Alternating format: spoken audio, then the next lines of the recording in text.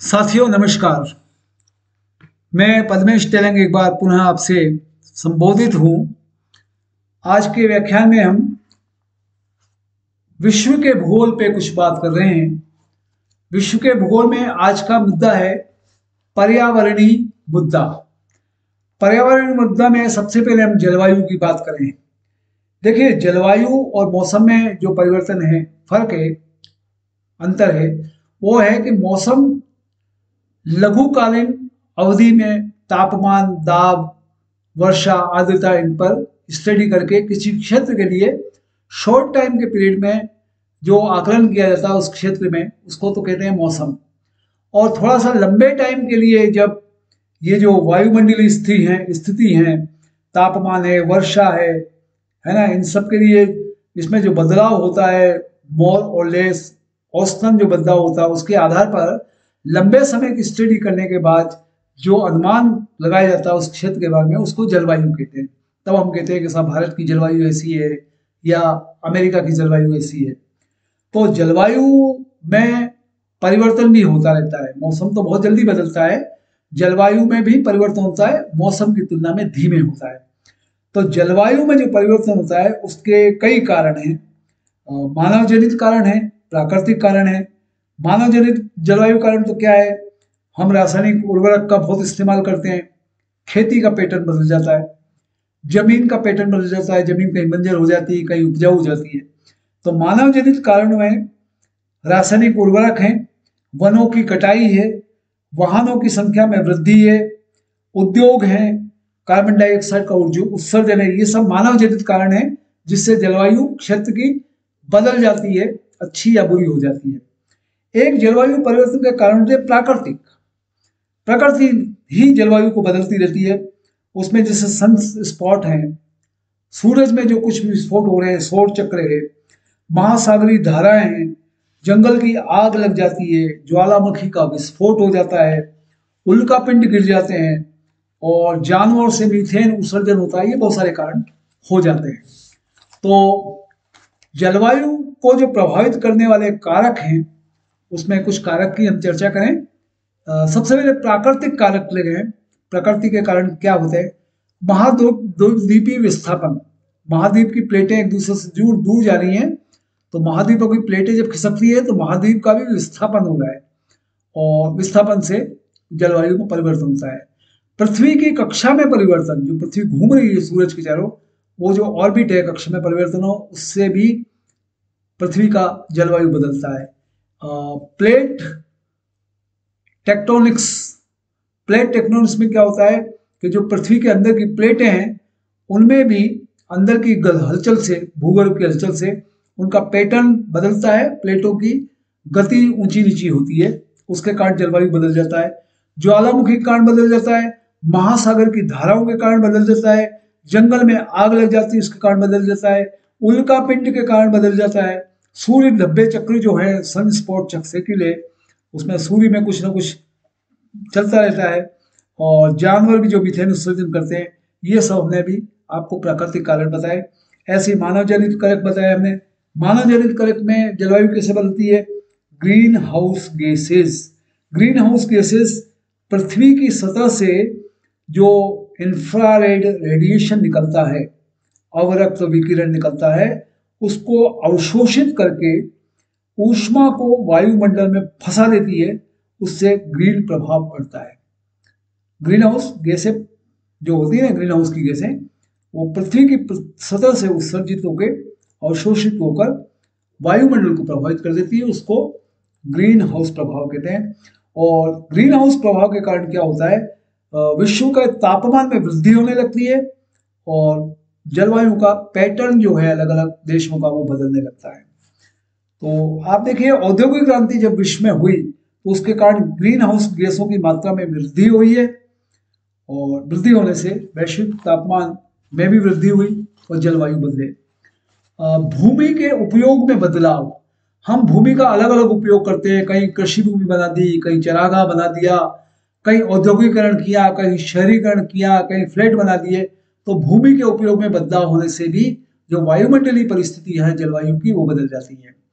एक वायुमंडलीय एरोसोल कहते हैं, एरोसोल, वायुमंडलीय एरोसोल में क्या होता है कि सूर्य और जो अवरक्त विकिरण है उसको, वो सूर्य और अवरक्त विकिरण बिखरते, अवशोषित और वापस उत्सर्जित होते रहते हैं। उन वायुमंडलीय प्रभावों से भी हमारा जलवायु बदल जाता है। और इसमें अमोनिया का रोल भी है, कोयला और तेल जलता है उससे भी होता है, औद्योगिक गतिविधियां से भी होता है, वाहन बहुत सारे कचरा छोड़ती हैं उससे भी होता है। तो ये सब जलवायु में इन कारणों से विश्व में परिवर्तन होता रहता है। तो इसके प्रभाव में ये होता है कि बर्फ का पिघलने की गति बदल जाती है, तापमान में वृद्धि हो जाती है, कहीं कम तापमान हो जाता है, वनस्पति की गति होती है, जानवरों की गति अलग अलग होने लगती है, जानवर लुप्त होने लगते हैं। और ये पारिस्थितिकी जिसको कहते हैं, इकोलॉजी बिगड़ जाती है, समुद्र के स्तर में वृद्धि हो जाती है, और महासागरों में अम्लीकरण बढ़ जाता है, कार्बन डाइऑक्साइड की सांद्रता बढ़ जाती है। ये सब प्रभाव होते हैं। और प्राकृतिक आपदाएं बढ़ने का खतरा हो जाता है, उच्च तापमान हो जाता है, जंगल की आग लग जाती है, हरिकेन हो जाता है, स्वास्थ्य संबंधी प्रभाव होने लगते हैं, गर्मी की लहरों में वृद्धि हो जाती है, उच्च तापमान होने लगता है। आर्थिक प्रभाव होता है कि जीडीपी विश्व की जो है वो ऊंची नीची होने लगती है, और आवासों में परिवर्तन हो जाता है, बंदरगाहों का और जमीनी जहां आवास है वहां फर्क पड़ जाता है, तूफान आने लगते हैं, फसलों की उपज में गिरावट हो सकती है। तो इसी तरह से कृषि उत्पादकता और खाद्य सुरक्षा में, वायुमंडल के तापमान में, बर्फ की चादरों के घटने में, ग्लेशियर क्षेत्र में कमी होने से और समुद्र स्तर में वृद्धि होने से ये सब प्रभाव होने लगते हैं। और इस कारण से जलवायु हमारा पूरे विश्व का बदलता रहता है। पर्टिकुलर जब विश्व की बात चल रही है तो भारत में भी जलवायु की बात करें कि जलवायु भारत में भी यही शहरीकरण, औद्योगिकरण, आर्थिक विकास के कारण सब फर्क पड़ रहा है, और इसीलिए यहाँ टेम्परेचर की वृद्धि हो रही है। और विश्व बैंक ने अगले कुछ दशकों में विश्व के औसतन ताप में 2 डिग्री सेंटीग्रेड की वृद्धि ये बताई है, और जिससे भारत भी प्रभावित होगा, ये विश्व बैंक का आकलन है। एक आता है टर्म ग्लोबल वार्मिंग, वैश्विक तापन। वैश्विक तापन, ग्लोबल वार्मिंग क्या है कि मुख्य रूप से जो ग्रीन हाउस है, उन ग्रीन हाउस की जो गैस है उनके कारण पृथ्वी की सतह का जो औसत तापमान है उसमें लगातार वृद्धि हो रही है। इसको ग्लोबल वार्मिंग कहते हैं। और ग्लोबल वार्मिंग में ग्रीन हाउस गैसों का रोल है, विशेषकर कार्बन डाइऑक्साइड का। और ग्रीन हाउस गैसें हैं जैसे सल्फर हेक्सा फ्लोराइड है, हाइड्रोफ्लोरोकार्बन है, नाइट्रस ऑक्साइड है, मीथेन है, कार्बन डाइऑक्साइड है, ये ग्रीन हाउस गैसेज हैं। ये ग्लोबल वार्मिंग क्यों होती है?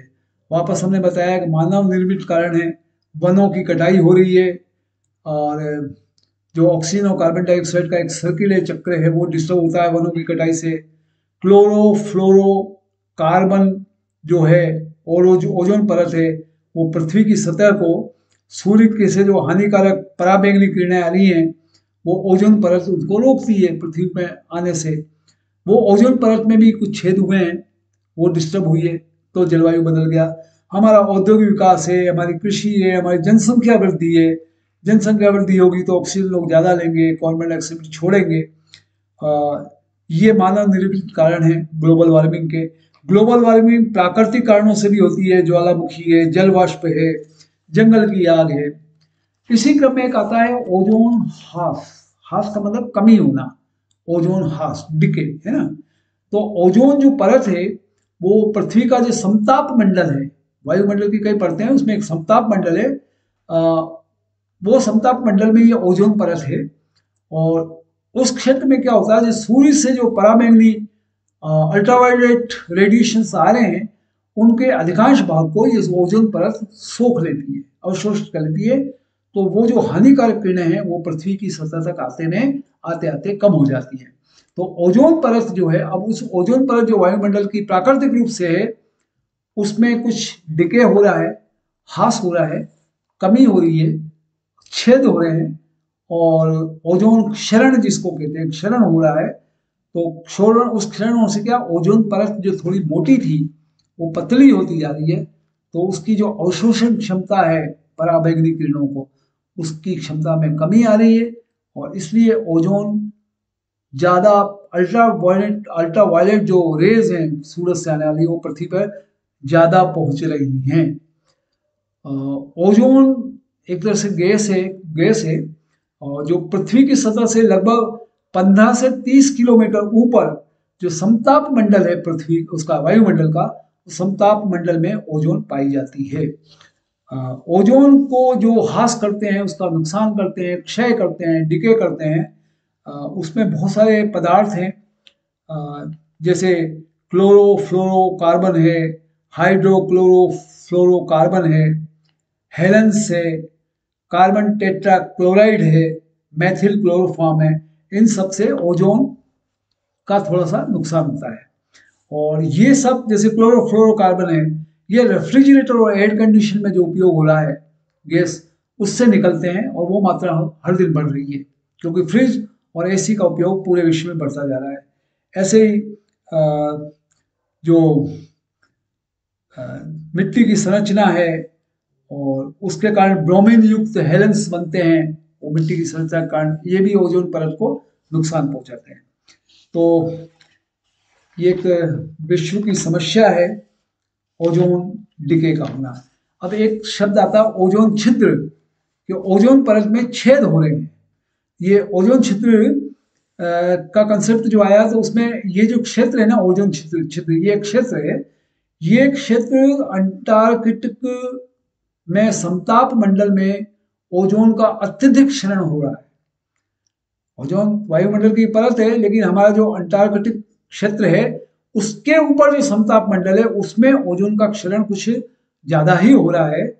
और यह घटना दक्षिणी गोलार्ध जो है उसके में जो वसंत ऋतु आती है अगस्त से अक्टूबर, उसमें इसकी शुरुआत हो जाती है। अब ये प्राकृतिक आपदा है, और उस एरिया को फिर हम ओजोन छिद्र कहते हैं। दक्षिण गोलार्ध में जो ये अंटार्कटिक में समताप मंडल का ओजोन है उसमें एक डॉप्सन यूनिट टर्म है।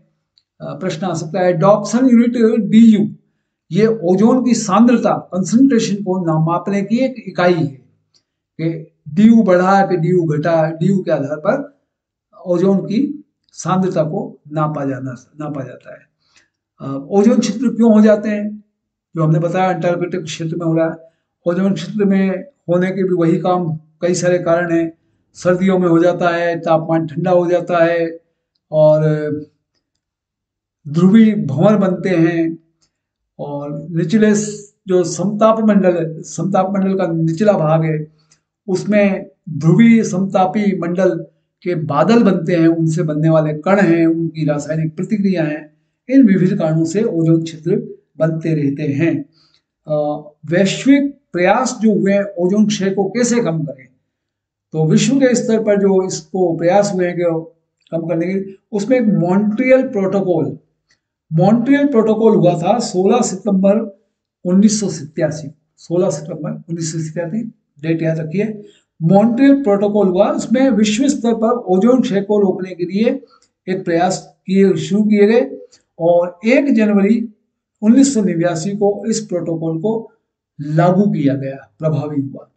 तो ये एक तरह से अंतरराष्ट्रीय संधि है जिसका लक्ष्य पृथ्वी की ओजोन परत की रक्षा करना है। जलवायु परिवर्तन के मुकाबले में विश्व में भारत के भी कुछ प्रयास हुए हैं। भारत जो है विश्व का 5वां सबसे बड़ा ग्रीन हाउस गैस का उत्सर्जक है। हम 5वें नंबर पे हैं ग्रीन हाउस गैस को छोड़ने वाले, और ये लगभग 5% विश्व का जो वैश्विक उत्सर्जन है, विश्व में जो ग्रीन हाउस इफेक्ट आ रहा है उसमें 5% हमारा योगदान भारत का है। तो भारत के लिए बड़ी चैलेंजिंग स्थिति है कि हम सबसे 5वें नंबर के ग्रीन हाउस गैस GHG को उत्सर्जक है। हमारा जो पर्यावरण मंत्रालय है वो इन सब मैटर्स को देखता है, और राष्ट्रीय स्वच्छ ऊर्जा निधि का एक स्कीम है हमारी, और भारत ने एक राष्ट्रीय जलवायु परिवर्तन कार्य योजना NAPCC ये लागू की है। NAPCC, इस NAPCC में राष्ट्रीय सौर मिशन है, राष्ट्रीय सतत आवास मिशन है, हरित भारत के लिए राष्ट्रीय मिशन है, जलवायु परिवर्तन के लिए रणनीतिक ज्ञान पर राष्ट्रीय मिशन है, राष्ट्रीय सतत कृषि मिशन है, राष्ट्रीय जल मिशन है, राष्ट्रीय उन्नत ऊर्जा दक्षता मिशन है। ये सारे मिशन को लेकर NAPCC काम कर रहा है और इसके अंतर्गत 8 मिशन बनाए गए हैं और 8 मिशन में वाहनों की पर्यावरण के अनुकूल वाहन बने, हमारे यहाँ कारें, 4 व्हीलर्स उस पैटर्न पे बने ताकि ग्रीन गैस, दूषित गैसें कम छोड़ें। और ये इस तरह की कुछ कार्रवाई भारत ने की है। एक प्रधानमंत्री उज्ज्वला योजना, प्रधानमंत्री उज्ज्वला योजना में 5 करोड़ जो बिलो पॉवर्टी, गरीबी की रेखा से नीचे के लोगों के हैं, उनको LPG कनेक्शन दिया है। LPG कनेक्शन, इसमें का भी असर ये होगा कि जो गरीब लोग लकड़ी जलाते हैं, धुआं करते हैं, गैसें बनती हैं उनसे, उनके लिए प्रधानमंत्री उज्ज्वला योजना भी एक हेल्पफुल होगी कि उनको LPG कनेक्शन अनुदान के रूप में, सब्सिडी के रूप में दिया जाए।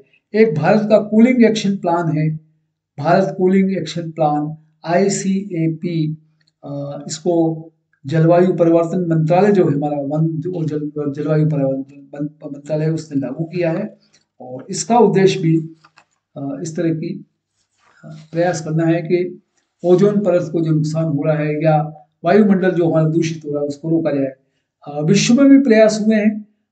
एक संयुक्त राष्ट्र सम्मेलन 1972 में हुआ और एक मानव पर्यावरण पर स्टॉकहोम सम्मेलन 1972 में जो स्टॉकहोम स्वीडन में हुआ, उसमें इस वैश्विक प्रयास के लिए कुछ योजनाएं बनाई गई और एक गठबंधन बनाया गया विभिन्न देशों का कि इस समस्या को, विश्व की समस्या को, गैस उत्सर्जन की समस्या है, ग्रीन हाउस गैस की, इसको कैसे रोका जाए। 19 मई 2015 को सैक्रामेंटो कैलिफोर्निया में इस संधि को हस्ताक्षरित किया गया विश्व के कई देशों द्वारा। इसी तरह से अंतर सरकारी जलवायु परिवर्तन पैनल, अंतर सरकारी जलवायु परिवर्तन पैनल IPCC, ये एक संस्था है, पैनल है। ये एक अंतर सरकारी वैज्ञानिक सिस्टम है। 1988 में इसको स्थापित किया गया।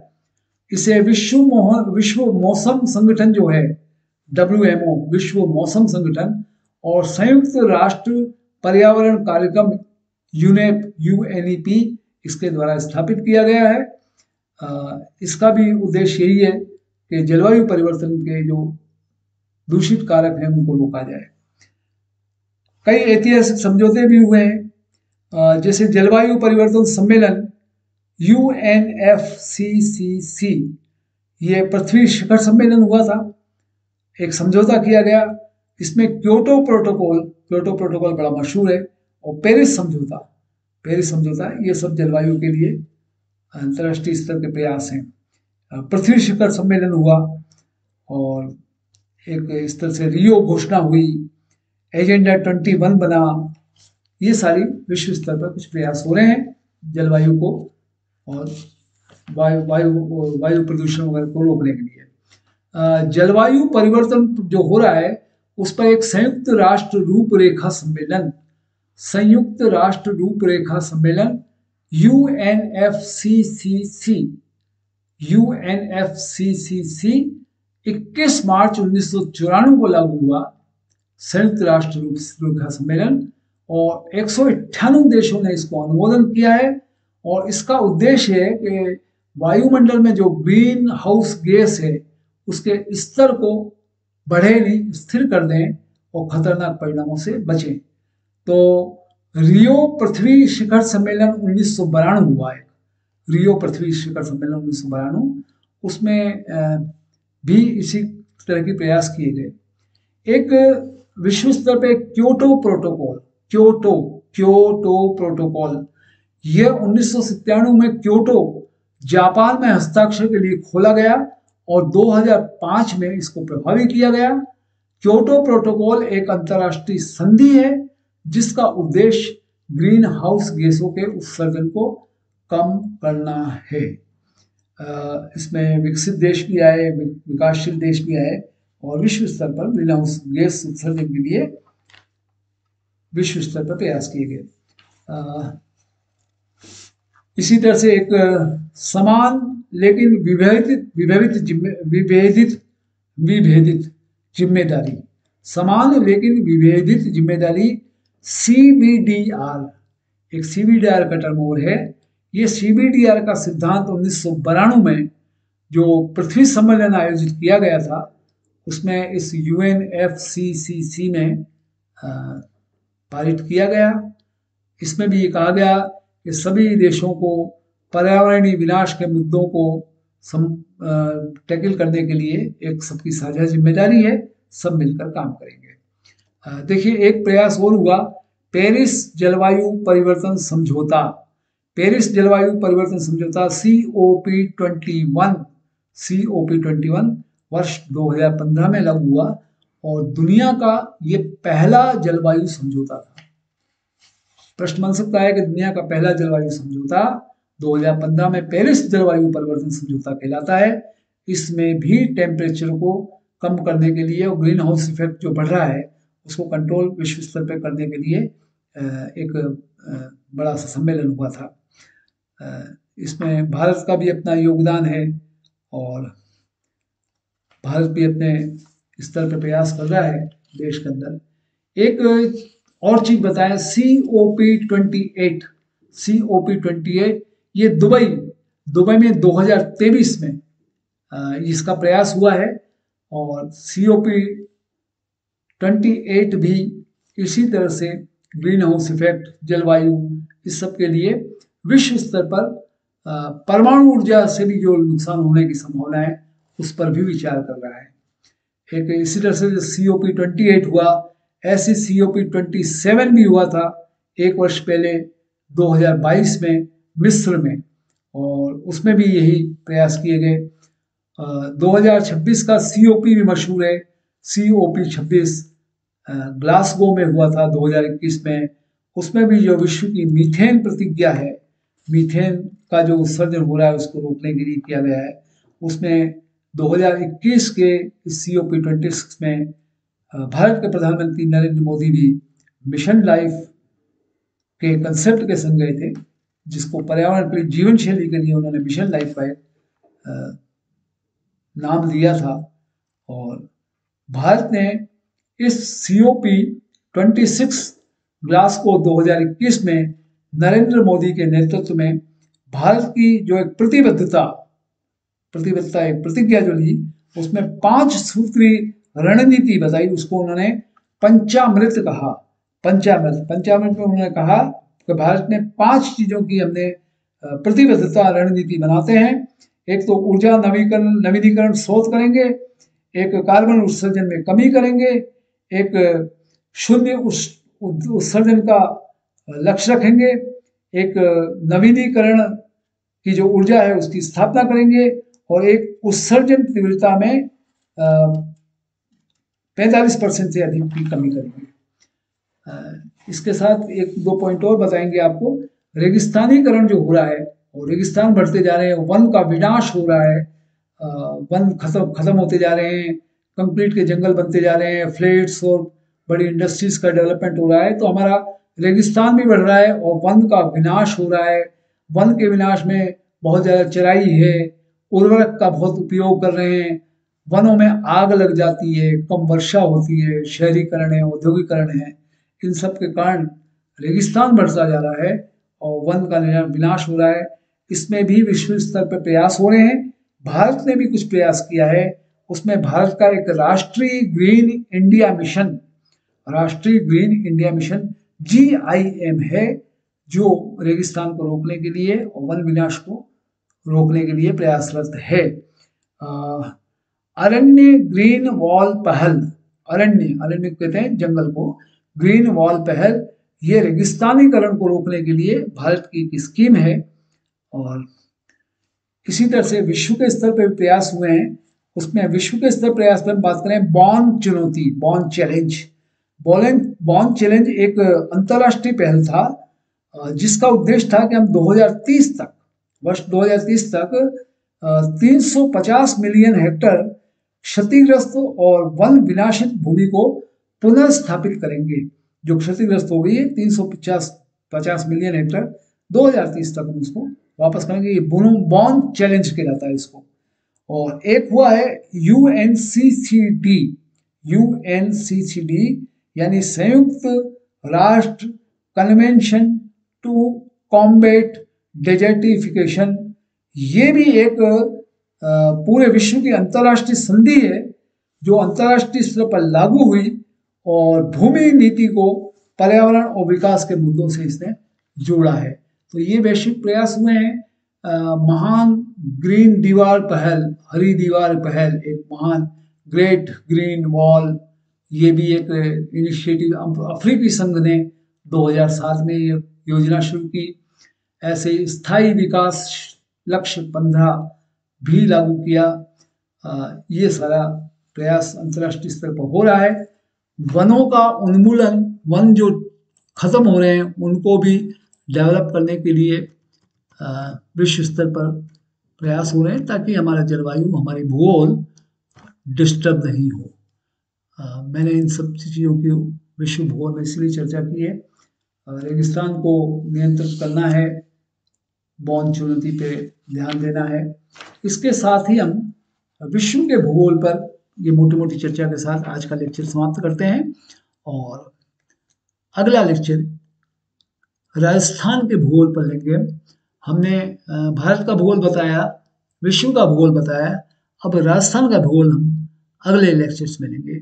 बने रहिए और शुभकामनाएं फिर आपके साथ कि ये जो फिनिशिंग टच चल रहा है, फिनिशिंग टच में आपके रिवीजन के बाद भी परीक्षा का समय चूंकि कम है तो हम बहुत सेलेक्टेड, चुनिंदा, चयनित विषयों, टॉपिकों पे बात कर रहे हैं।